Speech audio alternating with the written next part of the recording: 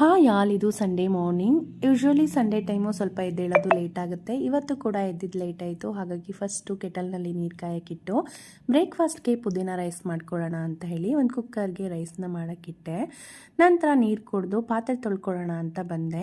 Usually Sunday ಆಗಿರೋದ್ರಿಂದ ಪಾತ್ರೆನ ನಾನು ಬೆಳಗ್ಗೆ ಹೊತ್ತೇ ತೊಳಿತೀನಿ, ರಾತ್ರಿ ಹೊತ್ತೇ ತೊಳೆದು ಮಲಗ್ತೀನಿ ಬೇರೆ ದಿನಗಳಲ್ಲೆಲ್ಲ. ಇವತ್ತು ಸಂಡೇ ಆಗಿರೋದ್ರಿಂದ ಬೆಳಗ್ಗೆ ತೊಳೆಯೋಣ ಅಂತ ಹಾಗೆ ಮಲಗಿದ್ದಾಯಿತು. ನಂತರ ನನ್ನ ಮಗ ಕೂಡ ಎದ್ದ ಅಂಥೇಳಿ ಅವನಿಗೂ ಕೂಡ ಹಾಲು ಕಾಯಕ್ಕಿಡೋಣ ಅಂತೇಳಿ ಅವನಿಗೆ ಹಾಲನ್ನ ಕಾಯಿಸೋಕ್ಕಿಟ್ಬಿಟ್ಟು ನಾನು ಕುಕ್ಕರ್ ರೈಸ್ ಆಗಿತ್ತಲ್ಲ ಅದನ್ನು ಎತ್ತಿಟ್ಟು ಮಸಾಲೆಗೆ ಇಲ್ಲಿ ಕಡೆ ಒಂದು ಜಾರ್ಗೆ ಪುದೀನ ಸೊಪ್ಪು, ಕೊತ್ತಂಬರಿ ಸೊಪ್ಪು, ಹಸಿ ಶುಂಠಿ, ಸ್ವಲ್ಪ ಬೆಳ್ಳುಳ್ಳಿ, ಹಾಗೆ ಒಂದು 4 ಹಸಿಮೆಣಸಿನ್ಕಾಯಿ ಇಷ್ಟನ್ನು ಹಾಕಿ ಗ್ರೈಂಡ್ ಮಾಡಿಕೊಂಡು ಪಕ್ಕಕ್ಕೆ ಎತ್ತಿಟ್ಕೊಂಡೆ.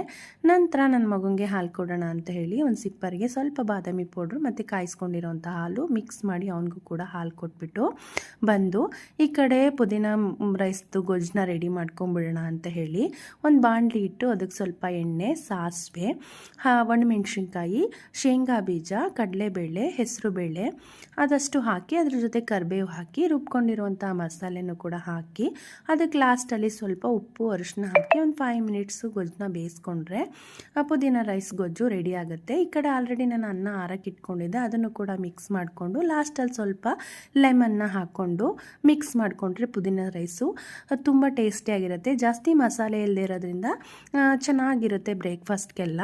ನಂತರ ನನ್ನ ಮಗಳಿಗೆ ಮತ್ತು ಹಸ್ಬೆಂಡ್ಗೆಲ್ಲ ಕೊಟ್ಟು ನಾನು ಕೂಡ ತಿಂದೆ. ಯಾಕಂದರೆ ನಮ್ಮ ಅತ್ತೆ ಬಂದಿದ್ರು ಅಂತೇಳಿ ಅವ್ರು ಪಿಕ್ ಮಾಡಬೇಕಿತ್ತು, ಹಾಗಾಗಿ ತಿಂದ್ಬಿಟ್ಟು ಅವ್ರನ್ನೂ ಪಿಕ್ ಮಾಡೋಕ್ಕೆ ಹೋದೆ. Thanks for watching, bye.